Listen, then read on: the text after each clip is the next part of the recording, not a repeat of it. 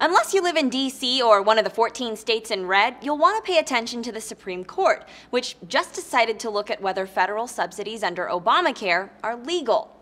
It's a big deal because insurance under the Affordable Care Act is only, well, affordable in most states because federal tax credits take a big chunk out of monthly premiums. See, under the ACA, if your income is up to 400% of the federal poverty line, you can qualify for credits.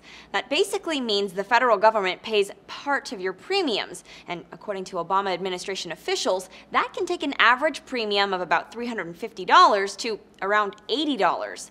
Now, the black and white language of the law says those tax credits go to health exchanges established by the state. Let's look at that map again. 36 states, the ones in blue, chose not to set up their own exchanges, which means the federal government runs it in those states. So, if you read it literally, that established by the state language of the law means federal exchanges aren't included. There are 4 lawsuits making that argument right now, and we've heard appeals court rulings on 2 of them.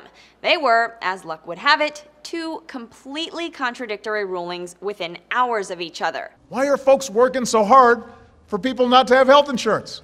Obama administration officials say the argument is laughable, that just because the language of the law doesn't specifically include the federal exchange, doesn't mean it specifically excludes it. 5 of the Democratic senators who helped write the law, in fact, wrote an op-ed in the Washington Post saying they never intended to limit assistance based on a state or federally run exchange. That's where the Supreme Court comes in. The justices aren't going to wait for a decision on the other 2 legal challenges to the subsidies before weighing in. So a couple things could happen to save the subsidies in those 36 states. They could set up their own exchanges after all, which is unlikely on a wide scale since many opted out in the first place because their Republican governors opposed the law. As for just fixing the language as the law's authors say they always meant for it to read anyway, also not likely since Republicans are about to take full control of both chambers of Congress in January. For Newsy, I'm Christina Hartman.